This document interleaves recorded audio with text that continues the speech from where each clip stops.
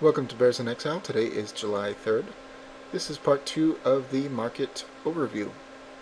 We just finished up with TNA on black box number 1, and now we are looking at TNA with black box number 2. As we can see here, we have previous major price consensus right here, just a hair above 86, which is not far away from where our candle ended on Friday. We have this peak from May 31st, which we have a little ways to go, and it is right smack at 89. I believe that is right. Yep, 89. And the previous high price consensus just shy of 90.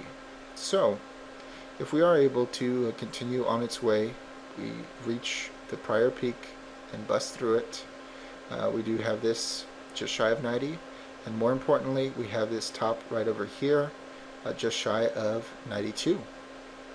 If it's able to break both of these, then conventional wisdom says that it will make a run at our previous peak here at 96. And we can see that the major trend is still pointing up, bottom and top. Topping out right now at about 92, which is very close to this peak right here. However, the one interesting thing we have is the minor trend is now sloping down. Now we have busted through this, and if it continues on its way, this will smooth out and start moving up once again. But this is interesting. This is saying that, at the moment, this is not entirely correct. Now, if it comes down and to test the bottom of that is in the 73s, and we have the 200-day moving average right here at 72. The major trend is down here just shy of 70. And, it's all going to be about momentum, and if the momentum can be maintained, which will be highly determinant upon the news. So we shall see. And continuing on, we're going to go to UUP. And UUP on the daily looks not very good. Short-term moving averages have been denied by the bar, even though it took some damage. We do have a bubbly looking short-term moving average as we get our crossover, which is completely typical when you either are denied by the bar or you break through it. So this is completely normal. Everything is pointing down. This is almost a hammer today, but not quite. The body is too big. We are close to the lower Bollinger Band, but this is not a good signal for time to stop and rally the dollar. So secondaries are mixed, stochastic low, RSI still ticking up a little bit, MACD bearish crossover, MACD histogram ticking down. There is no divergences in the 60-minute time frame to give us any kind of indication or inclination that something is going to change at the moment. And we will look at FXE, the euro, also not a hammer, body is too big. Just like the Dow, it was moved out of the bar. We do have complete crossover. It is getting separation. We do have excessive separation in the shortest term moving averages, which is completely typical. Stochastic high, RSI ticking down slightly. MACD just above the zero line, pointing up. MACD histogram pointing, or ticking up, I should say. No divergences in the 60-minute to give us inclination that this is going to turn around in the immediate future. Going on to GLD, we have a hammer. It did touch the lower Bollinger Band. It is not resting on it. It is not below it. It is not a very strong looking hammer. Stochastic ticking up, RSI ticking up. MACD and MACD histogram ticking down. Short-term moving averages look extremely strong. They are very uniform. They do not look bubbly. and the bullish bar, while it is still there, it is taking significant damage. So gold, may have a little farther to go, but we shall have to see. This is a very mixed picture, and atypically the moving averages are more powerful than a candlestick. Now on the 60-minute of gold,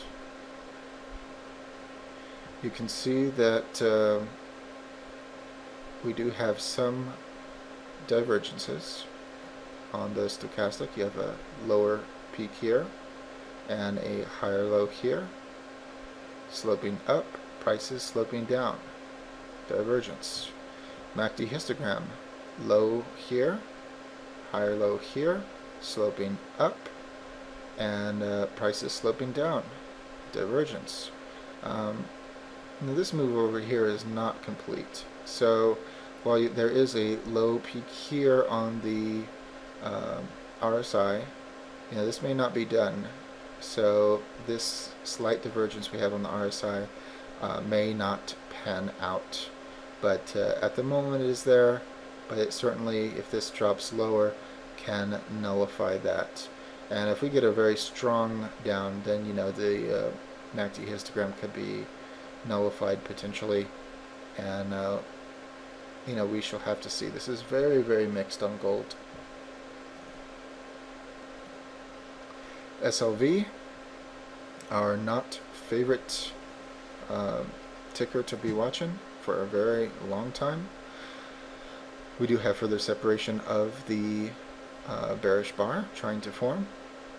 Short-term moving average is pointing down. We do have a hammer. It is a weak, sickly looking hammer.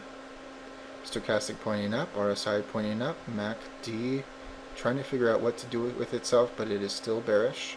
We have a very slightly increased downtick on the MACD histogram, and on the 60-minute, very mixed. Stochastic looking for divergences, lower peak here, lower peak here, higher low here. This move may not be done, but divergence. Is that right? No, it is not. No, it is not. The price is higher. My apologies. That was this low is lower than that one. So we do have on the stochastic a low here and a higher low here and a higher low here. This is pointing up, price is pointing down. This is a divergence. RSI is not. MACD histogram, low here, higher low here, higher low here, sloping up, prices sloping down, divergence. So there is still enough room for the MACD to turn down and to negate this. There's of course room for the stochastic to turn around, go down, and nullify this. So very, very mixed picture, and one to watch, not one to play. So there you have it. There is the market overview. We'll be watching momentum and the news in the coming week to see if we get any indication for a correction of some type.